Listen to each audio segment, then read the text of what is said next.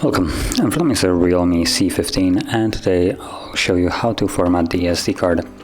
Now to get started, let's open up the settings and scroll to storage, which looks like it might be in additional settings. Yep, there it is, storage. Let's scroll down till you see the SD card, tap on it, and from here you should see the format SD card option. Select that, it will give you a quick message that all data on the SD card will be erased, so format SD card. And if you have some kind of pattern, PIN, password, you will need to confirm it. If you don't, you will only see this page.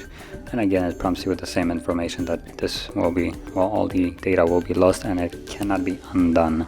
So if there is some kind of files that you might want to keep, well, then you better back it up before you begin. Otherwise, tap on the format SD card.